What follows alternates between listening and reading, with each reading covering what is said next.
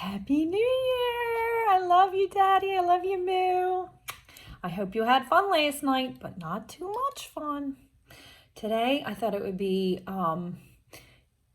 humorous to read you the story of the last time we were in Philly together.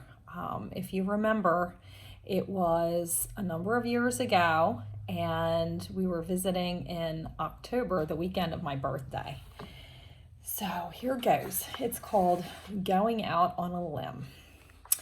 So, you know when you break up with someone after a really long relationship and you'll go seemingly forever without seeing or speaking to them? Days flow into months and years, and then completely out of the blue, you bump into each other. And it's, of course, the day that you leave the house without showering, and maybe you're wearing your wood stacking clothes and or the holy sweater your bird uses as a toilet. So they pretend to be happy to see you as much as you are to see them, except that they look really, really good. Like way better than they ever looked when you were together. Like they got some plastic surgery or something, maybe Botox, but not the bad kind, the really expert kind done by the best surgeons money can buy. And instead of sporting that old hairdo they had their entire life until you broke up, they're now meticulously coiffed and wearing designer clothes that haven't just been dry cleaned and pressed, but are so brand new you can still smell the new clothes smell coming off of them. Yeah? Well, that, my friends, is Philly. Last month was my birthday. If you don't know me, then you don't know how much I love my birthday.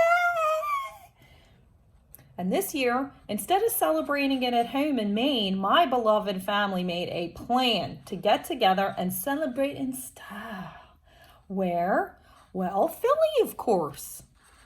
5 years ago, when we left Philadelphia for colder climes, Philly was pretty much the same as it had been the previous umpteen decades.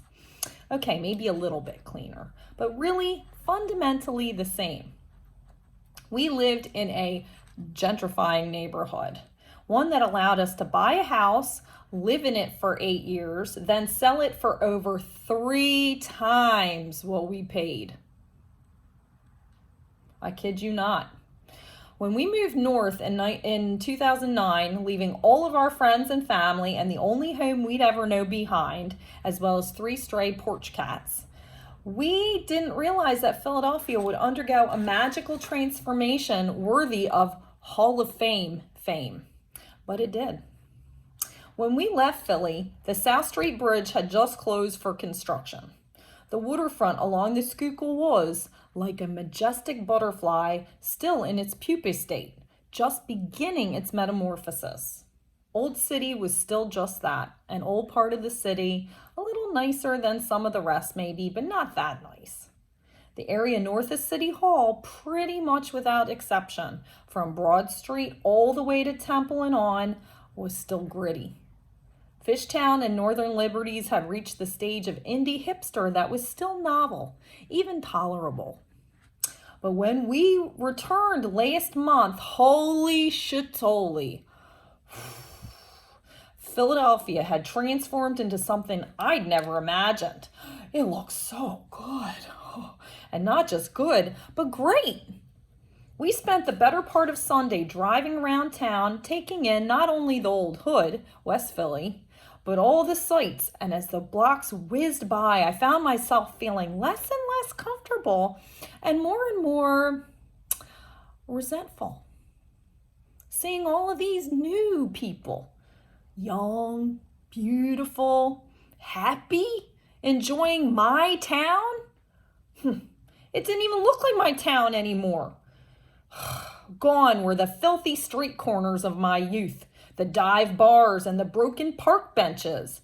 In their place were river walks and cosmopolitan lighting, hip sidewalk cafes, and block after block of boutiques.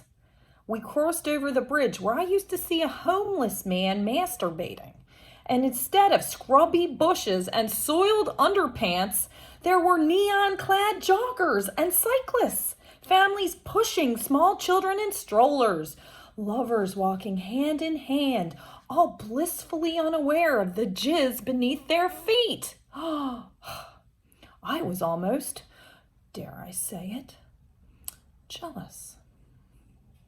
That night, as we watched the Eagles tromp the Giants 27-0 and swayed to the Boys to Men halftime show from our front row seats at the Link, the one my dad's will sell, the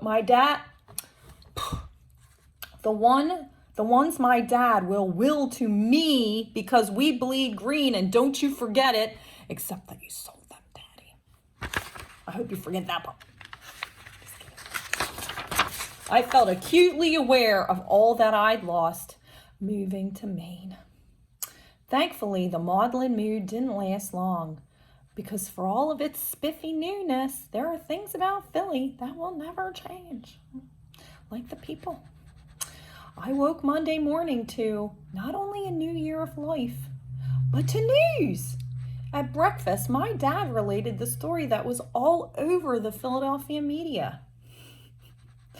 Apparently, the night before, at the very same football game we'd attended, a drunken Eagles fan, in a fit of temporary insanity, let's hope, helped herself to a disabled man's prosthetic leg. I couldn't make that up. And then, of course, not really needing an extra, she left the leg on the subway. Just on SEPTA. So as we sat digesting that little morsel, swallowing it down with some of the worst tasting water I have ever had, something I truly didn't appreciate until moving to Maine, I realized just how lucky I am to be able to appreciate my hometown for all it offers while staying the hell out of Dodge. Well, it's pretty close to perfect. Happy New Year. Love you, Moo. Love you, Daddy.